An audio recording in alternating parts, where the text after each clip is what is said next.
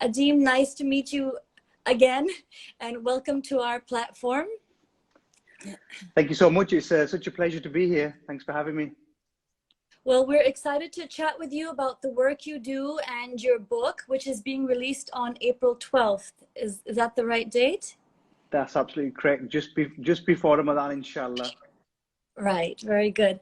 So just tell us a little bit about yourself, Adeem. I mean, I know you were born and raised in the UK, and then I read that at the age of 12, you made a rather formative trip to Pakistan, which changed your perspective on life.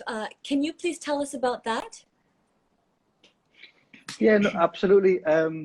So I'm from Pakistan heritage. Both my parents are Pakistani.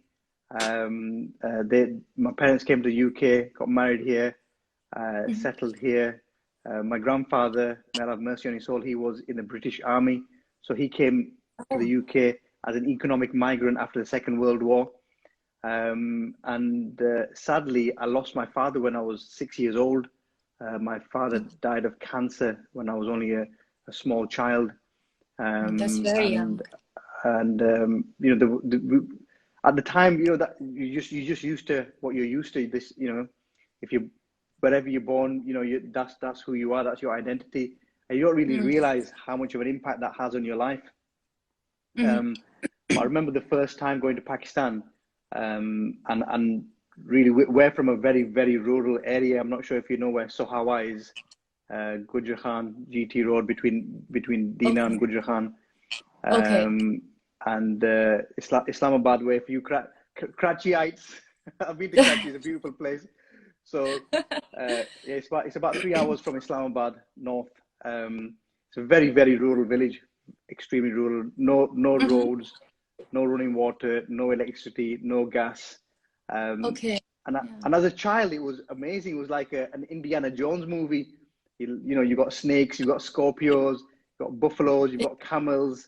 It's like a child's dream come true. You know, you're in the jungle. It's like, wow. Yeah. And cock-a-doodle-doo and all the rest of it.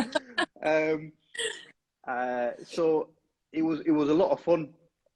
It was a lot of fun. But then as I kind of, you know, matured and kind of understood the world a little bit better, I thought to myself, how unjust and how unfair is this system?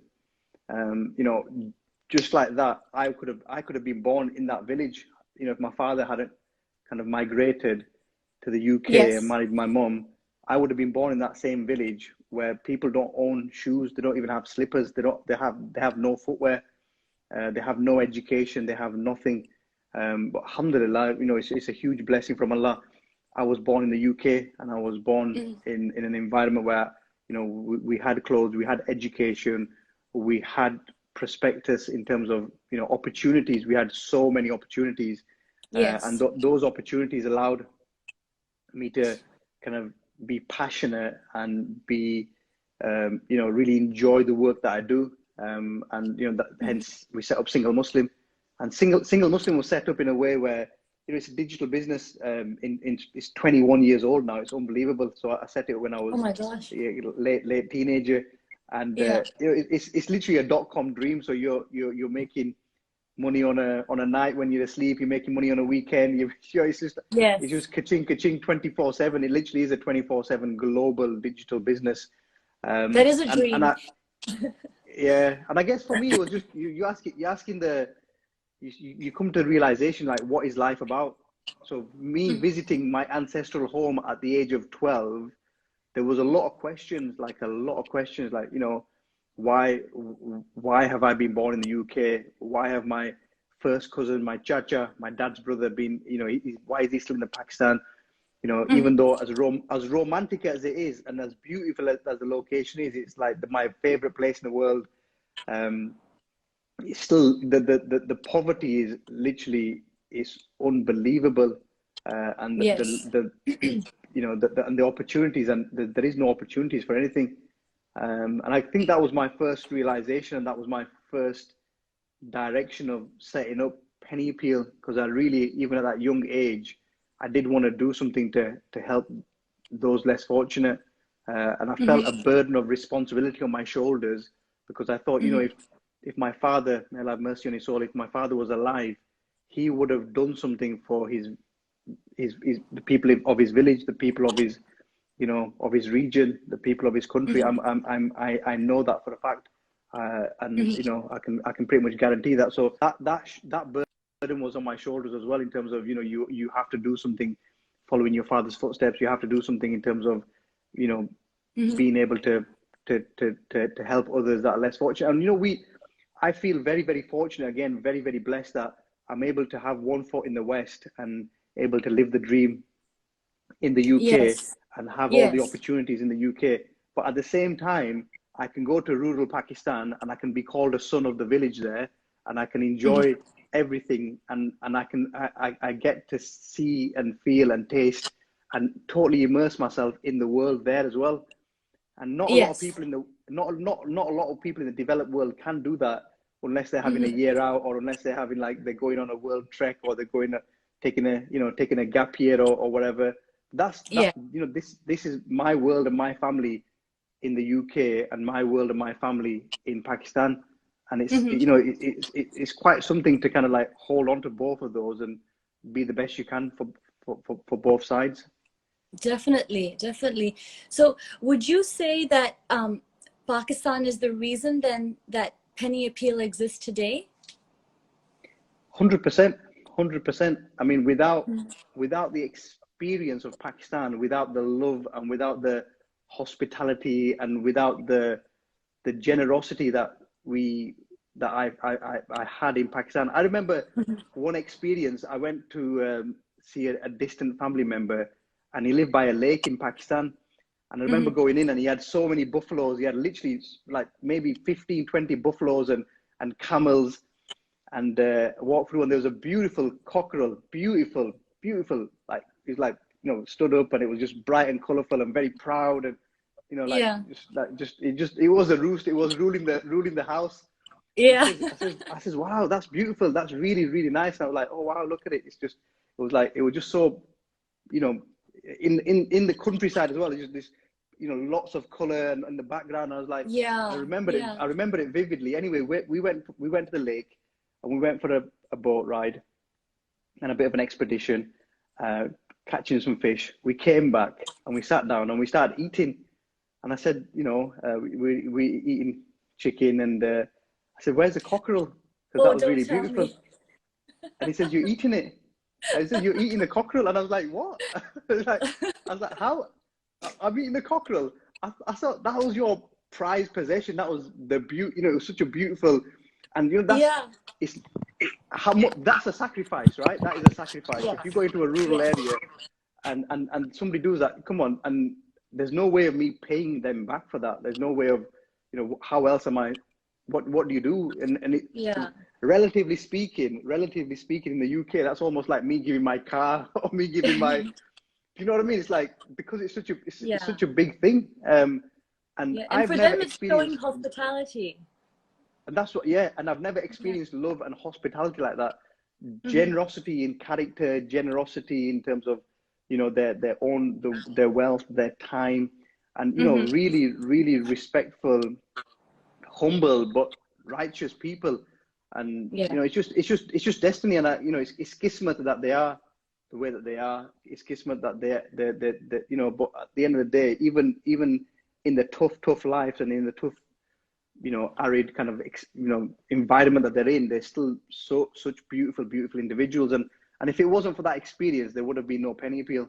Absolutely, there would have been no chance there would have been a Penny Appeal. Okay. So I just want to talk a little bit about your work in Penny Appeal in Pakistan before we get to your book.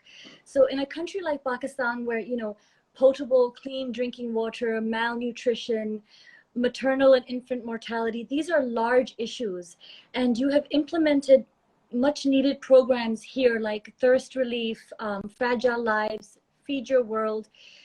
Which of Penny Appeal's humanitarian achievements in Pakistan are you most happy with? Wow, that's such a difficult question. I have more. um, so what we say is, Penny Appeal likes to break the cycle of poverty. So what we say is that the cycle of poverty is quite literally a cycle, and it starts with, like you said, maternal health. It starts with, children. It starts with early life. That's where Orphan Kind comes in, the orphan program. Then we go to Thirst Relief. We go to Feed Our World. We go to other campaigns, emergency, like the floods, earthquakes that happen in Pakistan, frequently, sadly. And we do programs all the way to the education program. And we do programs all the way to end of life. So we've got a program called Adopt a Gran, which is for the elderly.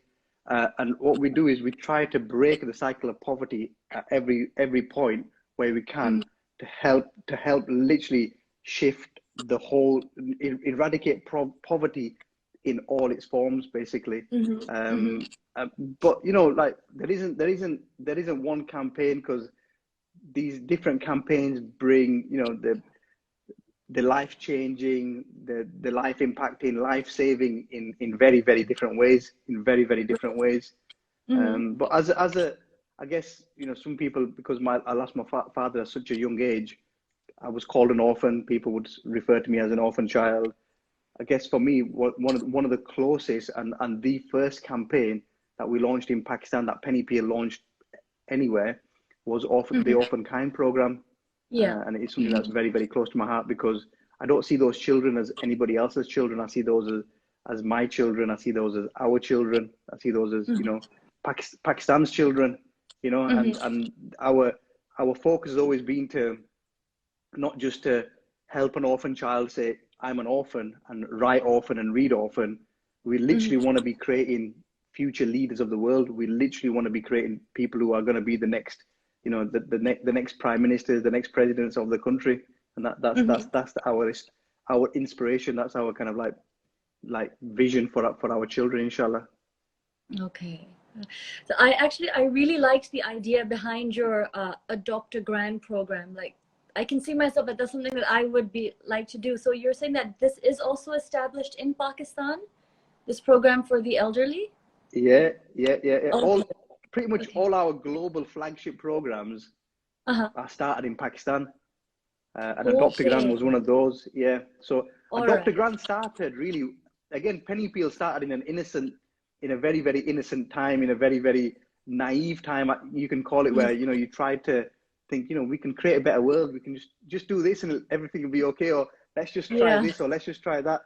And you don't realize the Mount Everest that you've got to climb to even, make a little bit of change. But it's all, again, it's a strapline, a PennyAppeal, small change, big difference. And Adopt a Gran really happened when I went back to the village, and I was in my village, and there was an elderly chap, and I didn't recognize him, and he wanted some money. So I gave him some money, and I asked the driver who was with me, I says, who is this guy? Because I've never seen him before. And he says, oh, he's not from our village. He's from another village. And I says, why is he in our village? He says, oh, because he's been kicked out of his home, and he doesn't have a home now. So he's living at your uncle's house down the road in the spare room. And I was like, wow, I thought this problem exists in Pakistan. Like, I thought we look after our own, we look after our elders. Yes, our elders especially, Yeah, and he says we do. However, when poverty is so extreme and where there's literally not enough money, where who do you feed? Do you feed the babies? Do you feed yourself, or do you feed your parents? Or do you give your parents medication? And I was like, what? It's like, these are people have to make. These are decisions people have to make every single day. And actually, our elders, bless them, they actually say, look, we don't want anything, don't want no medication, we don't want no food. They forego their own for their children and for their grandchildren.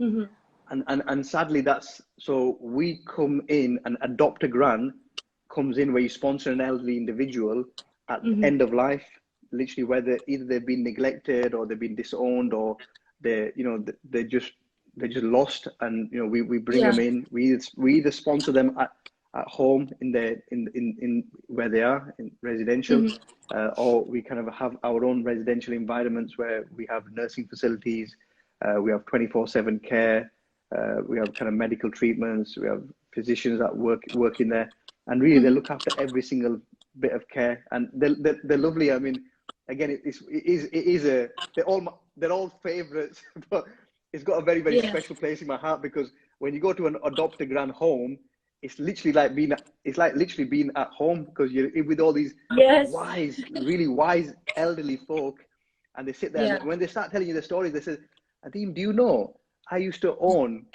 100 camels? I'm like, you used to own 100 camels? He says, yeah, I used to own 100 camels, and my camels used to go to Afghanistan. And I'm like, your camels used to go to Afghanistan? He says, they not only used to go to Afghanistan, but we used to go to Iran, and we used to bring back this and this and this.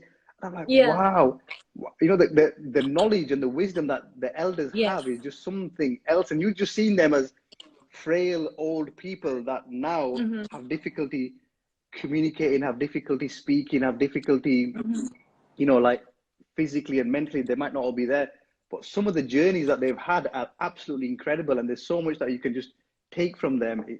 And yeah, I just wish I could spend more time with them, really do. Yeah, I mean, a lot of their stories get lost, which is a pity also. Yeah, exactly, absolutely. So Adeem, let's talk about your book, Small Change, Big Difference, the Penny Appeal story. As a first-time author, can you describe your experience in writing this memoir or autobiography? Steep learning curve. Yeah. So we're in lockdown in the UK at the moment. So literally there's huge restrictions. You can't go out, you can't travel. You know, you literally just, you're working and you're at home, you're pretty much isolating. So it was actually a really good opportunity and a good time to kind of do a project like this, where you can remote work really well. And we work with a publishing team called Can of Worms, who've got a UK arm and a USA arm, and really they believed in the story. They believed in, you know, the background. They believed in the struggles and really the journey in terms of the highs and the lows of Penny Appeal. And yeah, I didn't know it was such an involved process. Like literally you write that your first bit of writing is like, you just put everything down, like literally just, I call it excuse me, but I call it like a vomit. Like it just comes out, poof, it all comes out. And then after the vomit, it's like, now you have to go back and it's like a sculpture. You're kind of like chiseling here, you're chiseling here, you're polishing here, and then it goes back and it goes. Describe it.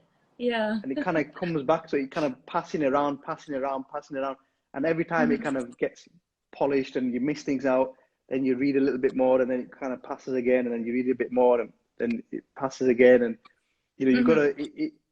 It's a fascinating process. It's a fascinating process. Alhamdulillah, we've managed to achieve the whole thing in about 3 months' time.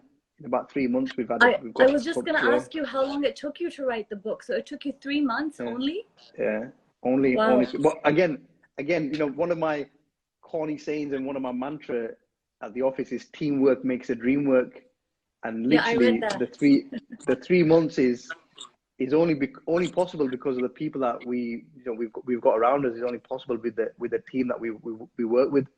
And alhamdulillah, it was challenging. It was challenging. Some really kind of tough conversations, and you know, I think even myself, like I actually distilled a lot of my life and a lot of my journey, and a lot of it's a really good time to reflect. A really, really good time to reflect.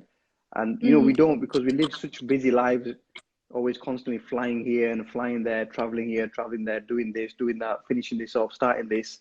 You don't actually get a time to just sit down and think, right, okay, how, why, when, where, you know, you don't think those questions. And I guess this whole process just gives you the opportunity just to say that that's all. You know, it's literally a you know, I guess, you know, the even though the book process was expedited because of the time, the Penny Appeal journey is like a 34-year-old journey, you know. So it's a process that it took. You know, you know why things happen. Yeah. Well, you actually don't know why things happen. You don't know why things happen. You know things happen, but then you don't know what the consequences of those actions were, and then you realize later on that this is you're doing this because of this, and you did this because of this, and I I see. guess Okay. it's a real kind of like, you put that out there, and in a way it really tells of the success. It tells of how we did things, why we did things, and some of my Yeah. closest friends like, Adeem, you've put too much in the book. You've literally written too much. Why are you giving all this detail? I said, it's fine. You give the detail, because if something good comes of it, charity isn't just physical. Charity is in terms of soft as well. The soft side of charity is Yeah. in terms of helping other people, helping other charities grow. That, I guess that's all part of our Sadaqah Jariyah as well. Yeah. Well, I mean, I read your book and I found it was quite succinct, and yet it managed to give so much information, and it wasn't just you reeling out facts and events. Though I felt like I really got to sort of know you a little bit, and your character and your personality and what drove you. So I quite enjoyed it. And so that leads me to my next question, that what was your purpose for writing this book and your hope for its message, what you want people to take away from it?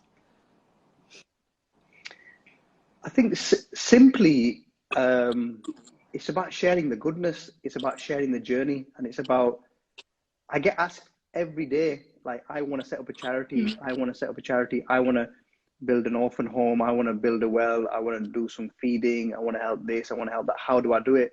And for me, it was a case of, look, it's quite simple, in many ways. It's just about having the intention and kind of going for it.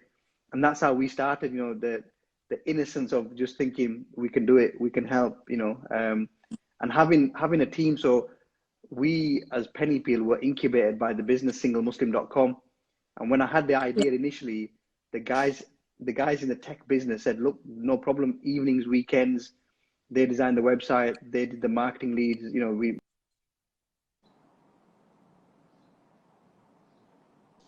I lost you there. Yeah, so it's never been me by myself. It's always been a real team effort.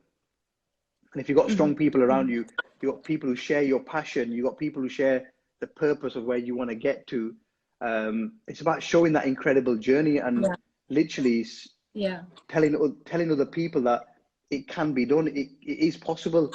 You've just got to focus yourself, and you've got to give it that attention, and really helping others to either join PennyAppeal in doing good, or giving them some skills and kind of hints and tips and secrets for them to take on board, so they can help other people as well.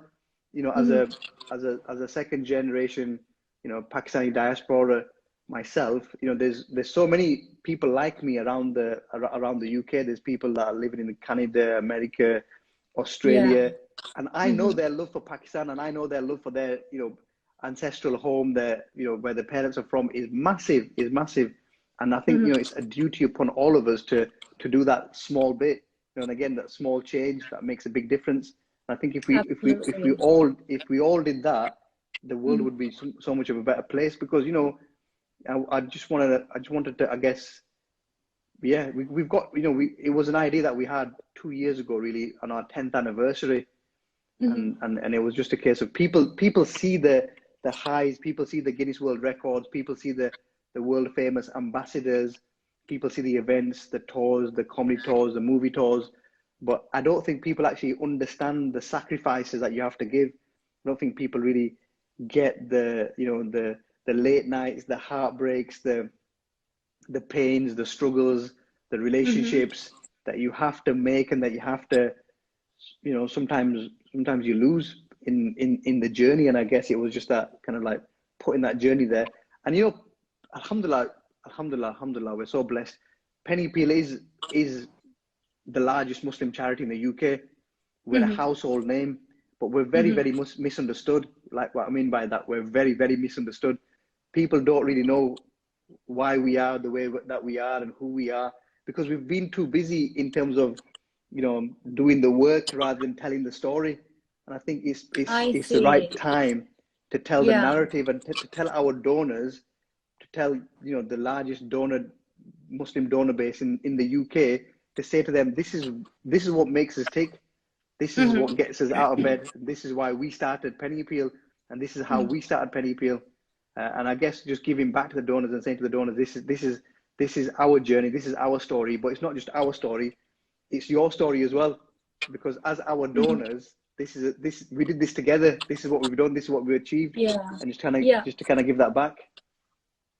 And you just mentioned about telling your story, and in your book you talk about the hidden struggles and obstacles you faced in establishing and running Penny Appeal. Can you highlight maybe a couple that you learned the most from? Sorry, Adeem, you broke up there. Do you mind just saying that again? Of course, of course. Can you hear me okay? Yeah. Okay, so in your book, you talked about the behind the scenes, the hidden struggles and obstacles you faced in establishing Penny Appeal and running it. So can you highlight those struggles or obstacles that you learned the most from? You know, every day is a challenge. Like literally every day is a challenge. And what I mean by that is because when you're out there, when you're pushing, when you're really making moves, when you're making ripples, it's always a struggle. When you're small, you have different challenges. So a challenge when you're small, when you're turning over 30 pounds or 30,000 pounds, you have different challenges because you don't have resources, you don't have money, you don't have the ability to make things happen. I guess, but when you're big, you have bigger accountability. You have the resources, but you might not necessarily have or you might not really have the right knowledge, or so it's always a challenge and it's always a struggle. It's just different. It's absolutely just different. And going through the journey from where we started with zero, with just a dream, with just literally a vision, and alhamdulillah getting to where we are now. We've literally seen all the challenges and different challenges at different stages. But the fascinating thing really is that I feel like we've only just got started. I feel like literally after just over a decade now, I feel like now we've warmed up. now we can really start doing. Now we can really start going places. And I guess the more we do, the bigger picture you see, and the more you see that needs to be done as well. So yeah, I think in the sense of the challenges, there's not one particular challenge, or there's not one that stands out. It's just at different stages there's different challenges. Okay. And the book goes through those as well. The book really does detail the early years, the friends thinking to yourself like, Adeem, what are you thinking about? What you're doing? Don't do this. You need to be bold. You've got to be 60-year-old Bawa. You've got to be an old man. You're not even at any age yet. Retire first and then set it up. Yeah, you mentioned that people think charity is something you get into once you're of an older age, like towards the end of your life. Yeah.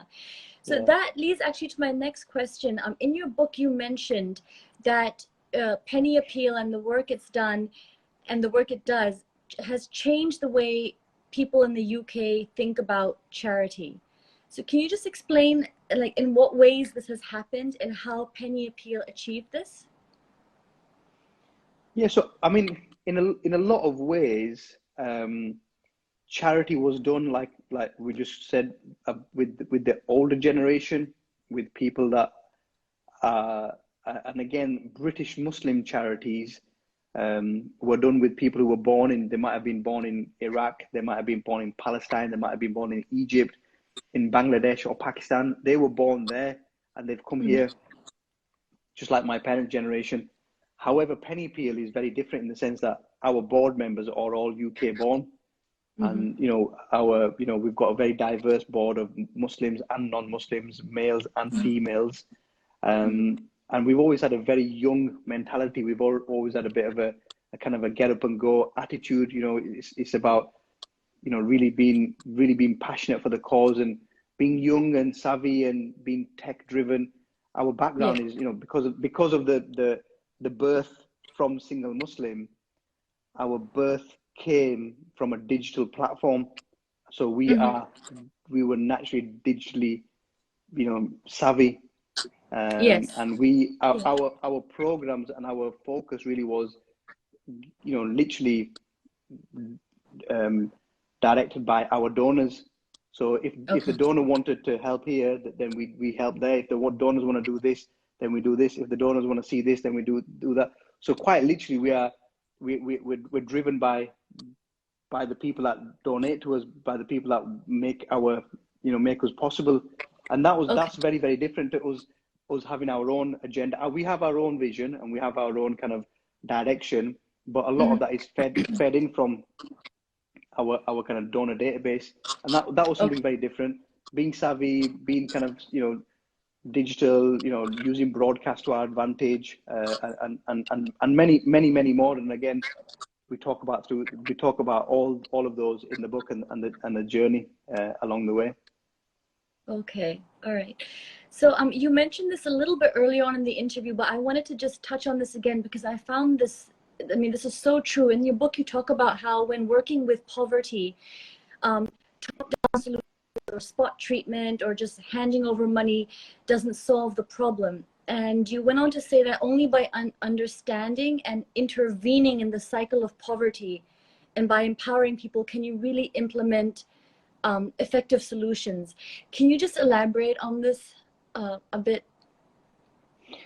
Yeah, so simply put, money is not the solution. Yeah. Money is part of the solution, but money is not the whole solution. And I was saying before in terms of, my experience as a child going to Pakistan, these people are very, very proud people. They're very respectful people. They're very knowledgeable people. They're very wise people in a different way. So just giving them money is not going to just solve their problems. What you have to do is you have to almost, you have to empower those communities, and you have to look at a model which is sustainable. So again, showering somebody with a bit of money might help today, might help tomorrow, but it's not going to help kind of like forever almost. You have to put in aid, which is not necessarily smart aid, because it's the way that aid should be. It should be aid that's there and for the long term, and helping those communities help themselves.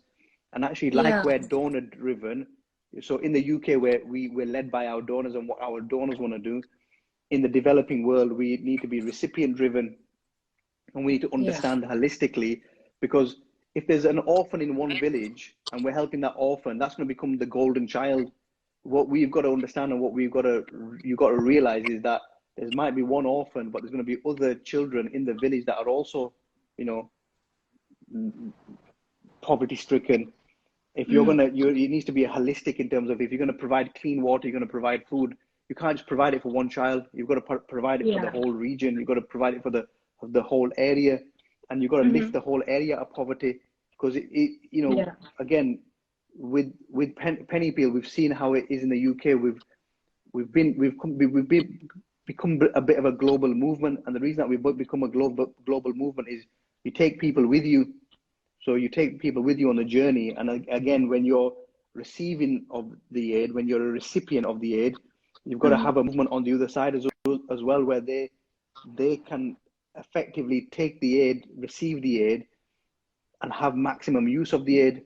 And that comes with respect, that comes with knowledge, that comes with education, that comes with knowing the environment, that comes with knowing the culture, that comes with safeguarding, that comes with huge, emotions, intelligence, safeguarding, in terms of sustainability, long term. Absolutely, the whole shooting match. Okay, so one of the things in your book that struck me was that you said that looking after orphans has to entail more than handing them school supplies and sending them to school, that they have emotional, personal, and spiritual needs that have to be tended to. Can you talk about how you came to this realization, particularly in terms of the first orphanage that you had set up with those, I think there were 5 little girls? I think it's called Mera Apna Ghar. Yeah, no, absolutely. I think, what you've said there is that, they have it's human, isn't it? It's absolute being a human and looking after humans. Yeah. You know, educational, emotional, spiritual, Yeah. well-being, academic. So Mera Apna was the 5 orphan girls that we, Yeah. you know, sponsored. They were the first. Mm-hmm. That was the first activity of that was even pre-Penny Appeal, really. Mm-hmm. So there were 5 girls that were both parent orphans, and they were Mm-hmm. literally living in a mud hut. They were literally living in a stable in a barn with donkeys and Yeah. buffaloes. And you know, to initially talk to the villagers and talk to the village elders, it took us many months, because those 5 girls, they came to our attention. They came to my attention through somebody who's local. And he says, Adeem, you've always spoke about helping orphans. You've spoke about helping children, and you know, there's these 5 girls that need help, like really need a lot of help, and they're living in dire straits right now. They're Yeah. living in a barn, basically. Um, Mm-hmm. and my first reaction was, you need to speak to the elders. You need to speak to the maternal family. You need to speak to the paternal family, but also you need to speak to the village elders, and you need to give them, everybody, the opportunity to do their bit. Mm-hmm. And you know, we spent several weeks talking and negotiating a solution where they could help, the villagers could help, but sadly nobody wanted to help, because you know, Yeah. in our culture, in Pakistani culture, you know, young girls, women are seen as a burden, especially those that have not Yeah. been married, because people Yeah. feel that they will need to take responsibility. It will cost them a lot of money to get them married and see them off. Yes. And so we then looked at how we could take those girls into our own care. And we looked at the housing for them. We looked at security. We looked at education. We looked at safeguarding. We looked at the whole, you know, 360 in terms of the holistic care that they needed. We brought them in, and we got them off on the journey. You know, they had a beautiful home. You know, literally someone like me, an expat, would love to have a home like that, because Yeah. the whole idea was not to have these as just you're feeding them and you're clothing them and you're housing them. Yeah. You know, you really want to do it as the Prophet, peace be upon him, in terms of, if they're my children, how would I treat Yeah. my children? So the Mm-hmm. way that I would treat my children is, I would home them and I would look after them, and I would privately school them Mm-hmm. in a way that we did. Anyway, after a few months, what happened was, the eldest of the 5 girls Mm-hmm. came and spoke to the site manager and said, she's not happy. She wants to go home. Like, what? She wants to go home. Surprised when I read She that, but hasn't. yeah. Yeah, she wants to go home. Where does she expect to go? Where is home? She doesn't have a home. She wants to go back to the barn. She wants to go back to the stable. You know, that's Yeah. flea infested, rat infested, quite literally animal infested. You know, with donkeys and cows Mm-hmm. and buffaloes. And I was really taken back by that, and I thought, how does this, subhanallah, how does this work, and why does this woman, you know, this young lady, want to do that? Yeah. And what I realized was, what we'd done is, we'd almost stripped her of her position in her Mm-hmm. world. In her Mm-hmm. world, she was the eldest of her siblings, and she was the caretaker. She was a mom. Mm-hmm. She was a dad. She was the go-to person, and she Right. was the person that, you know, took the responsibility. And also, because she was at the age that she never went to school, so she couldn't write and she couldn't read. So when Right. we put her into school, we actually, you know, opened her up to being, you know, mocked and kind of like, you know, belittled and made fun of, because she can't read and write. Yeah. And you know, we thought we were Yeah. helping her, but actually we were not helping her. And when she came home, her siblings had their own friends. So her siblings now started making their own friends, started having their own society, started having some more Okay. interests and hobbies. And so we kind of like literally just stripped away everything that Yeah. she was. Mm-hmm. And even in order for us to think that we're helping her, we were not helping her. So we had to Mm-hmm. really reevaluate how we do these programs. And then we got a psychologist in, and we've had a psychologist in ever since to look at, because children at that age who are in that situation go through huge Yeah. traumas that you can't even think about, physical traumas, mental traumas, like just they might have seen their parents, pass away in front of their eyes. They might have, and how do you actually overcome that? So that was a huge learning for us. And we eventually took her out of school, and we give her, we were able to give her something else practical to do. We spoke to her, we understood her needs, and we supported her through her needs. And we kind of like told the facility manager as well that this is what we need to do, and this is how we need to treat these individuals because of this, and this. We brought a lot more support in terms of, child mental support and so on and so forth. And we really looked at that. But again, that's one thing that I say as a lesson very, very early doors, is that it's not just about money. You can put somebody into a palace, and that's, because it really isn't just about that one thing. And I think maybe it's a Western savior mentality. Maybe it's just a Western mentality that we have, that you think zakat deo, or give them the, sadaqah, give them some money, and that's the solution. Job done. That's the start. That's the start of the process. That's not the end of the process. Yeah. No, and you made that, it was quite clear in your book, how you take it from the actual, initially somebody giving something and then seeing it through till the actual beneficiary, the recipient of it. So I read it, and also in your book, your mother is mentioned, and she comes across as such a and figure of life.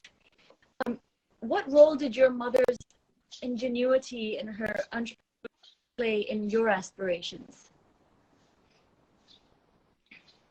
Yeah, mum was huge. Mum was a huge power figure in life and in kind of growing up. And you don't really realize how big a figure somebody is when they're where you take them for granted.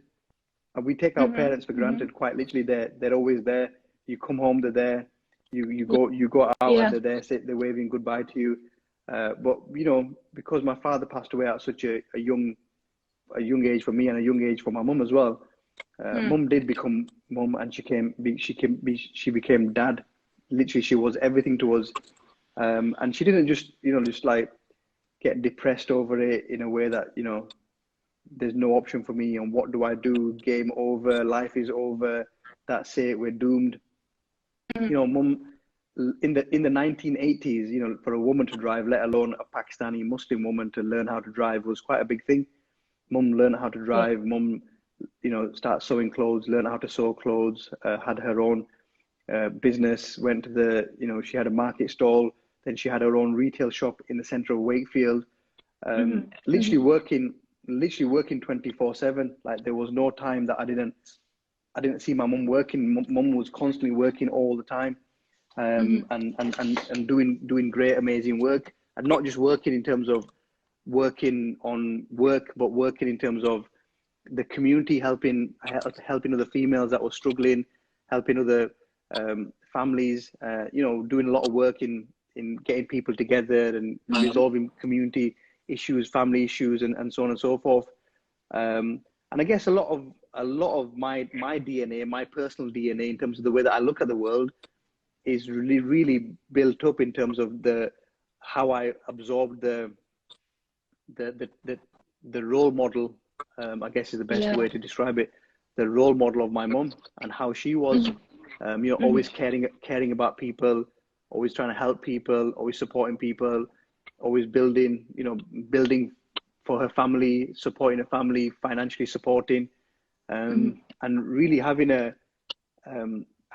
very, very, very diverse, circle of individuals that were around her, whether they were, white English, whether they were brown Pakistani, whether they were Arab, whether they were African. It didn't really matter. Mum was really somebody who kind of like never really judged anybody because of their color, their creed, their background, or even their faith denomination. It doesn't matter if you're a Sunni Muslim this, or a Sunni Muslim that, or this, that very, very open-minded, very, very open-minded. Right. And so, being the successful son of a wonderful, strong mother, what advice would you give to other mothers of sons, me being one of them? Um, I think mothers of sons, you know what it is? It's just be yourself and just kind of carry on doing what you're doing because mothers are just great. Mothers will do anything for their children. Mothers, Yeah. there's no love and there's nothing else that can replace a mother. And you guys do it. You guys do it instinctively. There's no Hmm. training. There's just you just do it. Yeah. And just carry on. Even when it Just doesn't seem being like we know what we're doing. even when you don't know what you're doing. Even when Yeah. even when you don't read a training manual and a guidebook on what you're doing. You just do, and that's qudrat, isn't it? That's through Allah subhanahu wa ta'ala. That's a mother's instinct really, and yeah, Yeah. know that. I mean, that's not just for the mothers, that's for the fathers, that's for the uncles, that's for any elders in family or community. Yeah. We're all role models. We are absolutely all role models. What we do and our behavior and that vibe that we give off, knowingly or unknowingly, is affecting the next generation. Hmm. And you asked earlier why I wrote the book, and there's many reasons. But Hmm. one of the other reasons is that there has been other Muslims, other non-Muslims, other people in the community that have seen the journey of Penny Appeal and really wanted to know what's behind it. What if you lift up the bonnet, what do you see inside? And people wanted to Hmm. know that, and because I guess people learn off people. I think it's learned behavior, isn't it? And you are who your friends are. You are who Yes. your Yeah. environment is.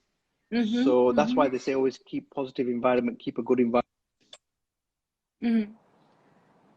You will become that, and I guess that in a lot of ways is yeah. Just going back to the mother thing, just mums are amazing. Mums are amazing, and look after your mums if you've got them, and if you haven't got a mum, look after your mum's friends or your aunties or something. And Hmm. there's a big responsibility on sons as well, I guess. Yeah, of course. So, Adeem, before I let you go, I just wanted to ask one more question. What advice would you give to youth? Like, what do you think are a few of the most important things they need to know when they're thinking about their own futures and making their own way? I think for me, time waits for nobody. Youth will not be youth very long. You're Mm-hmm. I hear youngsters say, "Oh my God, I'm 16. I'm so old. Oh my God, I'm 18. I'm so old." I'm Yeah. thinking you don't know anything yet, and those years will fly Hmm. by. Boom, boom, boom, Right. boom. And you Mm-hmm. got to really take advantage of time, take advantage of what you can do, and take advantage of looking after other people.